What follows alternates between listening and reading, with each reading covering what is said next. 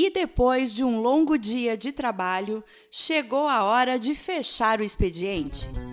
Está no ar mais um episódio do Fechando o Expediente, o podcast da Amaral, Andrade e Rodrigues Advogados, o primeiro gravado e produzido por um escritório de advocacia do norte do Rio Grande do Sul.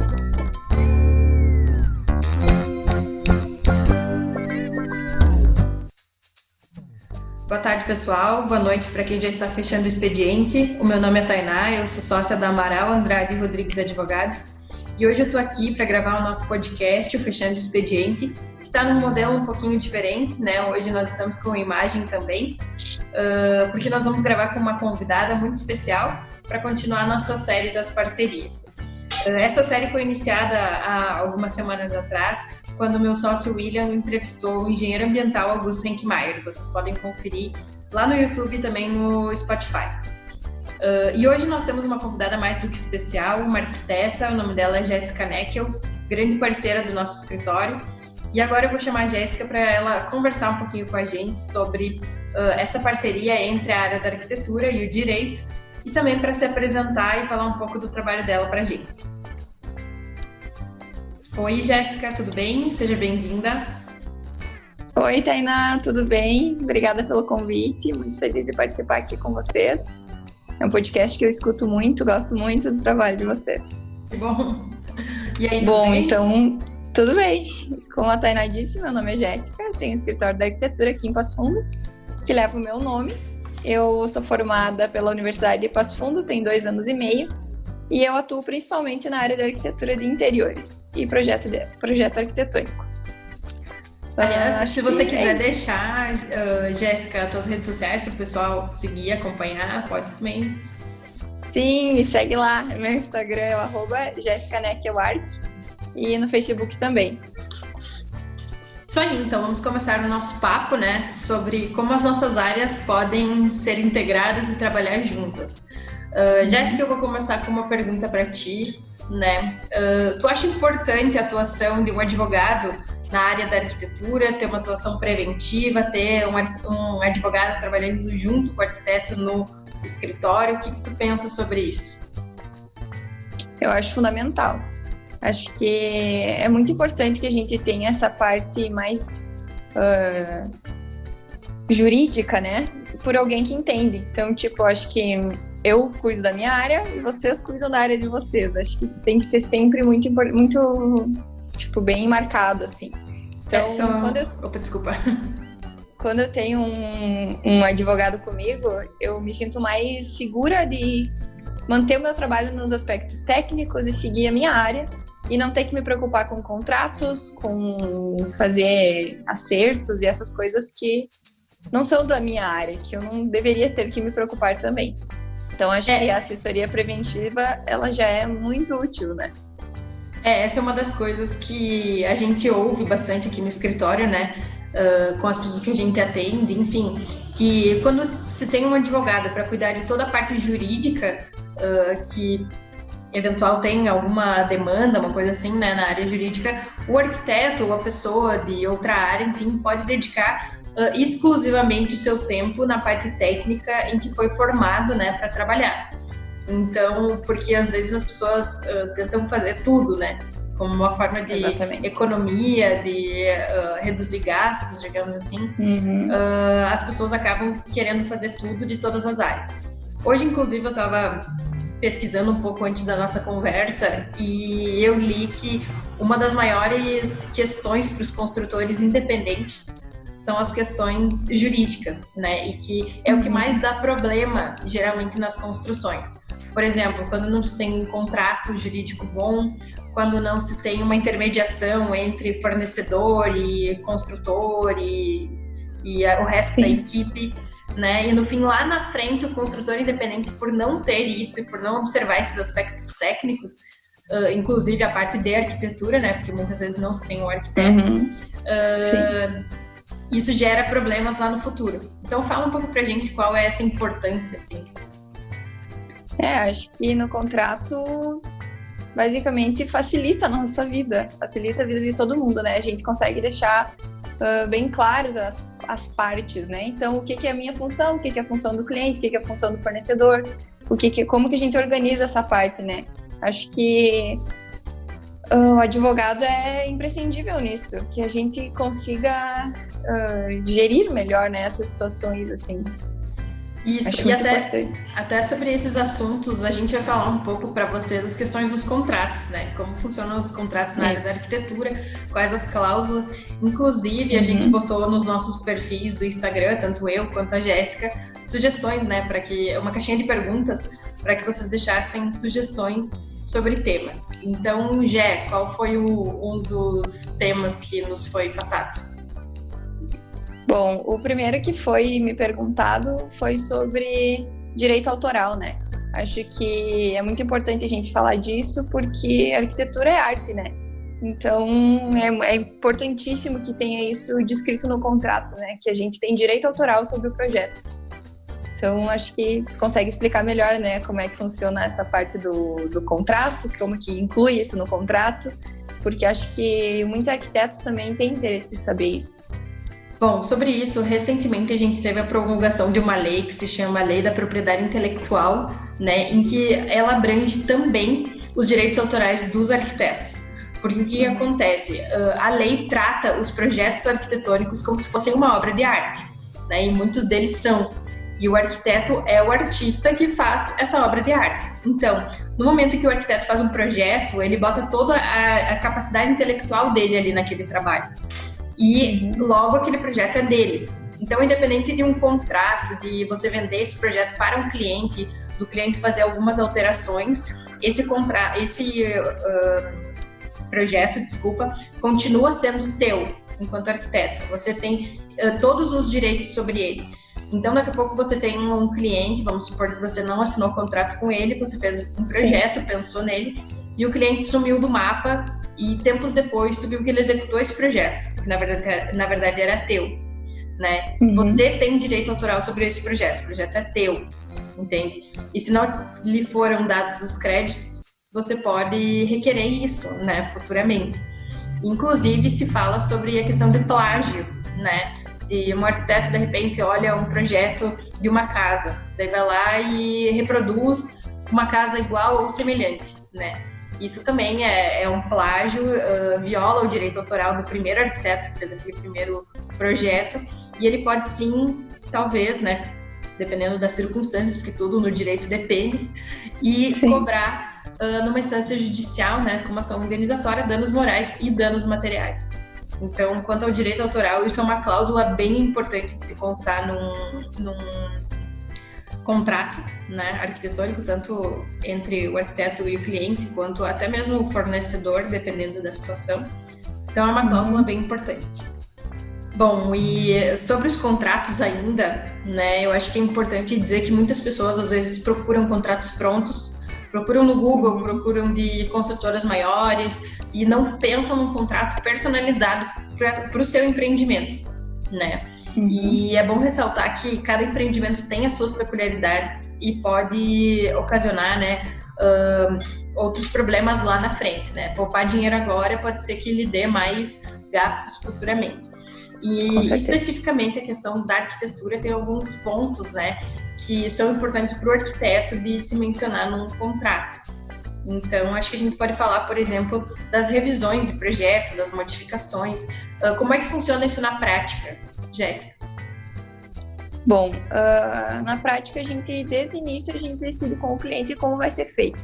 Então, já define com eles quantas modificações ele vai poder fazer, a que ponto do projeto ele vai poder fazer essas modificações, como que a gente vai enviando para ele o projeto, para a gente conseguir andar também, né? A gente não pode ficar estagnado no projeto. Então, a gente limita a quantidade de modificações. Às vezes não, mas isso depende muito de cliente para cliente, de qual tipo de projeto é, do que envolve, né? Se é muito grande, se não é tanto, se a gente acha que vai demorar muito tempo, se o cliente tem pressa, se não tem. Então, acho que isso é importante especificar no contrato isso também. Porque cada cliente é um cliente, não tem como tu multiplicar os contratos iguais e seguir fazendo a mesma coisa, não funciona assim. Acho que basicamente é isso. E essa questão da modificação do projeto, da revisão e tal, isso influencia no prazo final da entrega? Influencia muito. Se a gente não estabelece uma quantidade de modificações, o cliente fica livre para modificar o quanto ele quiser, né? Então, isso vai atrasando a obra, atrasando a entrega de projeto, atrasando tudo, né? E uma coisa leva a outra. Então, atrasa o cronograma, a gente, de repente, já começou a orçar e já começou a selecionar alguns fornecedores, algumas equipes, e isso tudo vai atrasando. Então, numa dessas, pode as coisas irem se atropelando e depois o resultado final não é o mesmo, né? Então, acho que é importantíssimo isso, a gente manter a ordem cronológica do projeto, a ordem certinha das entregas e dos prazos. Sim, isso é uma coisa bem importante até de se constar num projeto, né, arquitetônico, justamente para o cliente não ficar naquela expectativa da entrega da obra, sem saber que isso tem a ver com a questão das modificações do projeto, né. Eu, por exemplo, na área da arquitetura, sou uma pessoa leiga, então algumas coisas que tu está nos contando aqui eu não sabia. Por isso que é extremamente importante quem não é da área ter um contrato para estar especificado tudo ali, ter a segurança, né? Você enquanto profissional, né, para não ser cobrado de uma coisa que não pode ser cobrada, né? E o cliente também para ter a garantia dele das modificações e também ter ciência do prazo, né? Isso é muito importante. Exatamente. E quanto ao acompanhamento de obra, eu considero que também é uma cláusula muito importante no contrato, mas o que consiste o acompanhamento de obras? Se puder explicar para a gente também. Então, Tainá, aqui no escritório a gente busca sempre vender junto o acompanhamento de obra com o projeto arquitetônico ou o projeto de interiores, né? É muito importante que a gente consiga acompanhar a obra, ter uma frequência em obra, para o projeto sair fidedigno, né? Conforme o projeto, né? Então, é muito importante para nós aqui seguir o projeto à risca, fazer tudo certinho, manter o cronograma e tal. Então, para isso, sair tudo certinho, o acompanhamento de obra é imprescindível, a gente tem que ter. O que acontece? Isso também é estabelecido em contrato, né? Pode ser que o cliente não queira pagar pelo acompanhamento de obra, pode ser que ele queira só o projeto de interiores. E eu vou tentar insistir, vender também o acompanhamento, porque é muito importante.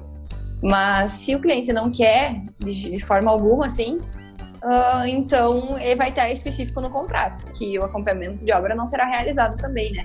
Então, não tem como o projeto sair 100% como sairia se a gente estivesse acompanhando, né? Sim. E em relação a essa questão do acompanhamento de obra, por exemplo, tem alguma delimitação de horário? Vocês têm que ficar o tempo todo na obra? Vocês não têm? Que isso é uma coisa também super interessante de constar no contrato, né? Porque daqui a pouco a obra está acontecendo e o cliente pensa, meu Deus, mas eu contratei o acompanhamento de obra e o meu arquiteto não está aqui 24 horas por dia. Então, eu acho que isso é uma coisa importante de se deixar claro também. Sim. Bom, não, né? A gente não fica 24 horas na obra. O que acontece também é especificado em contrato. Então, a gente pode estipular horários, a gente pode estipular vezes na semana. O que acontece também, que eu busco colocar, é acompanhamento de obra conforme necessário. Então, nas etapas que eu acho importante que eu esteja junto, olhando e cobrando os funcionários e fornecedores, eu acho importante que eu acompanhe a obra. Tem momentos que não é, então não adianta eu querer estipular, tipo, eu vou ir segunda, quarta e sexta, das 9 às 11 da manhã e das 2 da tarde às 3 da tarde. Se nesse horário não vai acontecer nada nesses dias. Nada relevante, eu quero dizer. Então, se é tipo uma montagem de marcenaria, de repente que vai levar o dia inteiro, eu prefiro usar nesse dia o acompanhamento do que usar num dia que fica vazio, assim, que eu não tenha assunto, eu não precise tratar de nada, né? Então, acho que isso é bem relevante também constar no contrato, que não precisa ser especificamente um horário ou um dia da semana, que é mais conforme o necessário mesmo. Sim. Até sobre essa questão da equipe, né, que trabalha junto ali contigo, com o cliente, né? Normalmente muitos arquitetos levam a equipe própria, né? E uma das coisas também que, pesquisando sobre a profissão, enfim, e sobre a questão dos construtores independentes, que eu falava lá no início do episódio, normalmente quando se não tem contrato entre o arquiteto e os funcionários, né? Por exemplo, dependendo da situação, o arquiteto vai lá e contrata os pedreiros, o pintor, o eletricista. O contrato de prestação de serviço entre essas duas profissões é muito importante, porque daqui a pouco, lá no fim da construção, por exemplo, o engenheiro, arquiteto, quem estiver coordenando, né, a construção, pode arcar com um eventual processo trabalhista, por exemplo, se preencher os requisitos dispostos na CLT. Então, é outra coisa bem importante, se ter esse contrato, né, de prestação de serviço. E também no contrato do arquiteto com o cliente, eu acho que é importante mencionar até que ponto vai a responsabilidade do arquiteto, né? Se é o arquiteto que tem responsabilidade pelos funcionários, pelos que os funcionários fazem ou deixam de fazer. Então, sobre isso também, se tu puder falar um pouco da tua experiência pra gente. Eu acho que isso também é bem relevante, assim, né? Então, a gente tem responsabilidade na indicação, né? Então, eu indico a minha equipe de pedreiro, de pintor, de eletricista, marcenaria e de colocação de pedras, né? Marmoraria e... Enfim, então eu sempre busco indicar a minha equipe, porque é uma equipe que eu trabalho e que eu já tenho intimidade, já conheço, já sei como funciona, já sei os prazos, já sei que não atrasam. Mas pode acontecer dessas equipes terem funcionários ou algumas pessoas aliadas que vão fazer algo que eu não possa me responsabilizar. Então eu me responsabilizo pela parte de obra. Eu vou cobrar, eu vou ir atrás, eu vou cobrar, literalmente cobrar, né? Isso tem que ser feito, isso não foi feito ainda, isso tu tem que agilizar, isso não precisa, isso a gente pode postergar.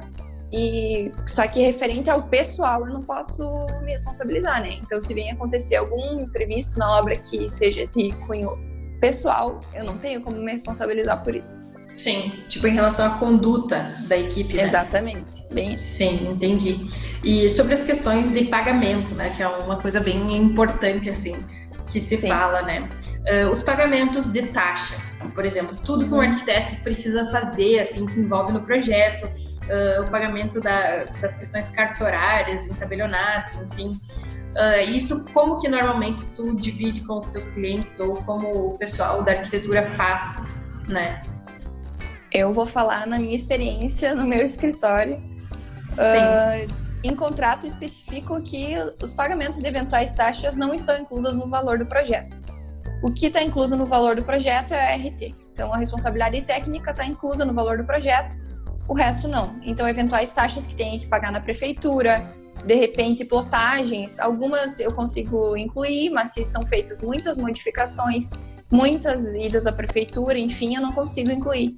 Então, isso tudo tem que estar no contrato já, né? Aqui eu busco deixar só o RT incluso no projeto arquitetônico. E as taxas todas por fora, assim, né? O cliente que fica responsável por essa parte do pagamento das taxas.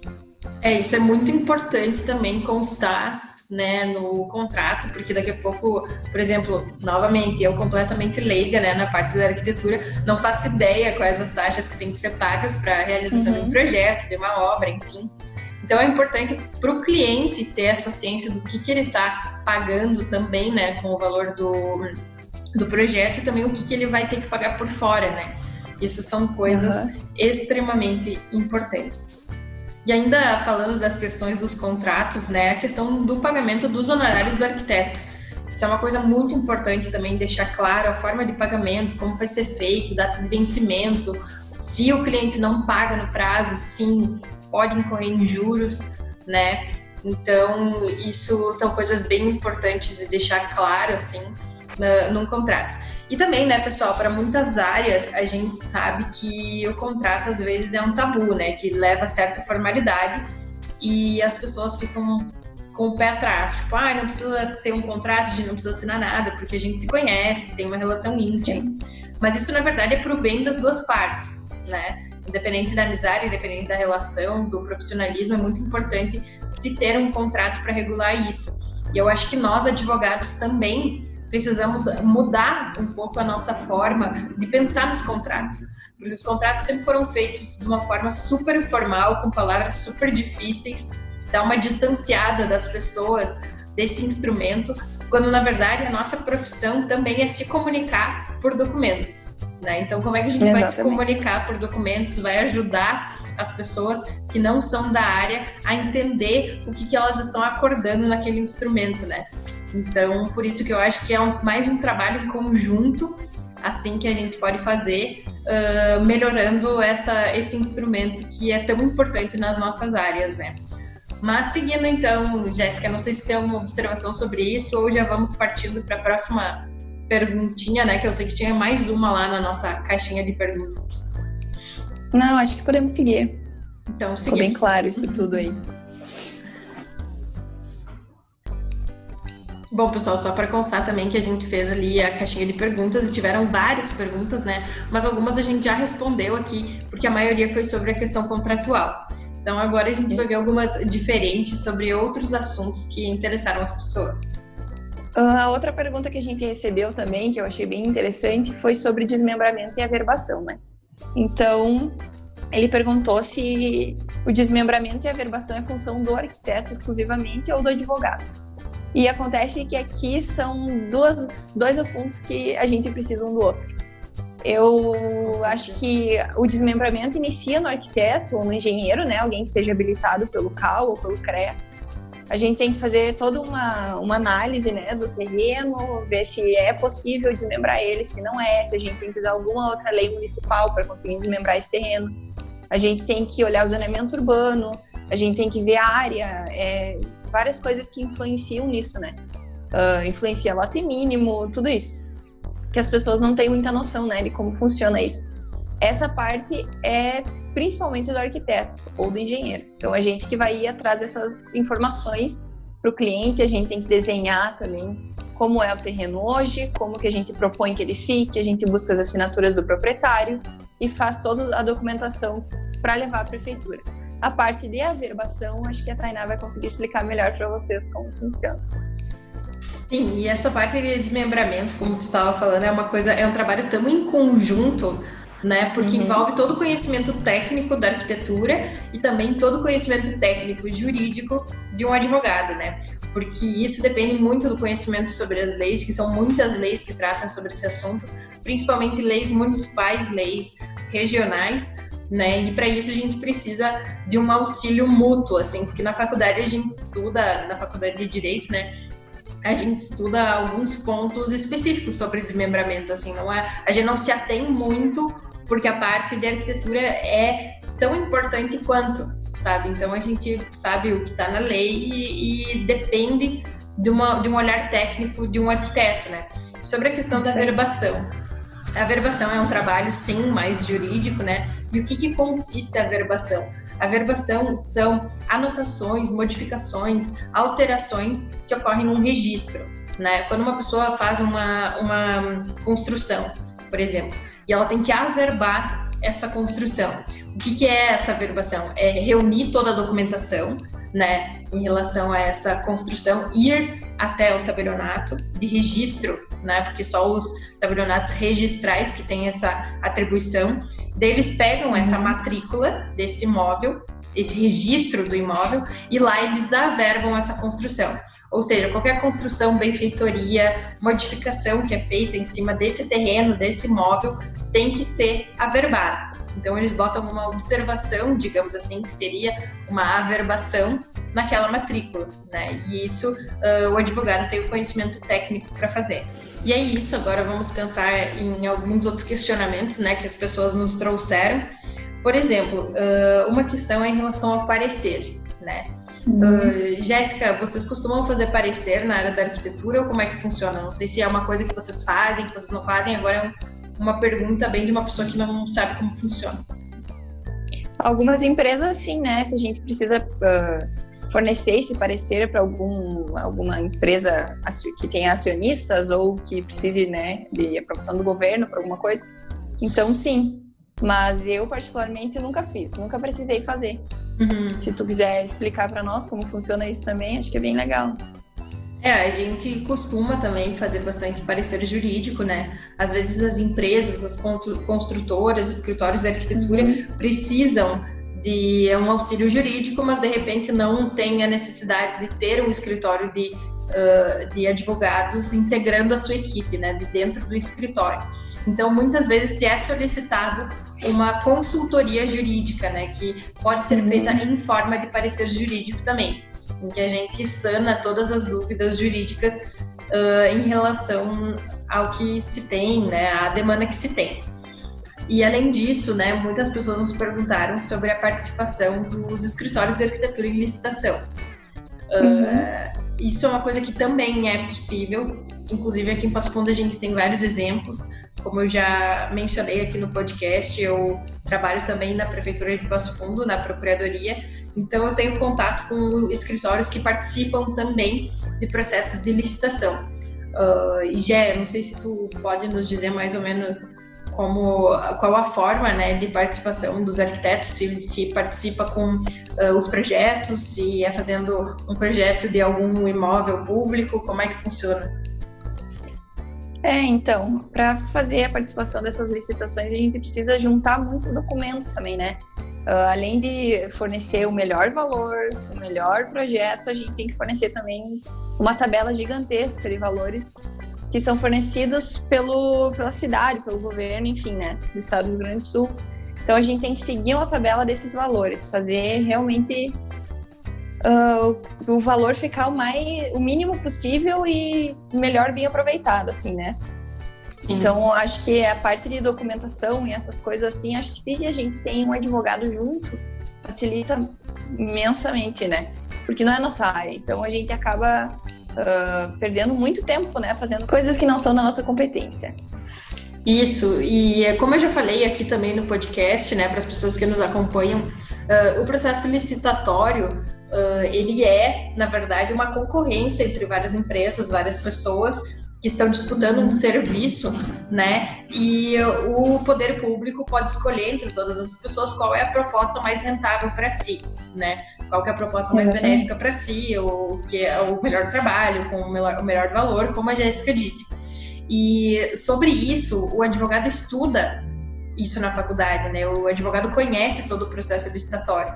Então, o escritório de arquitetura que participa de uma licitação tem todos os requisitos técnicos para se preocupar numa licitação e, além disso, tem que pensar no processo licitatório, nos prazos, na documentação, em tudo que tem que se fazer. Então, se perde muito tempo, né? Então, por isso, eu acho que é fundamental, né, o entendimento técnico e jurídico para a participação numa licitação também. Então é isso, pessoal. Essa foi a nossa conversa com a Jéssica, né, nossa convidada, arquiteta convidada. A gente teria muitos outros temas para falar e a gente ficaria um tempão aqui, mas como vocês sabem, o podcast, de regra, a gente tem um tempo menor, né, para debater. Então, se vocês quiserem ouvir um pouco mais sobre o assunto, comentem, né, aqui no vídeo, nos mandem sugestões nas nossas redes sociais. Jéssica, muito obrigada pela tua participação, você é sempre bem-vinda aqui no nosso escritório, por mim e pelos meus sócios.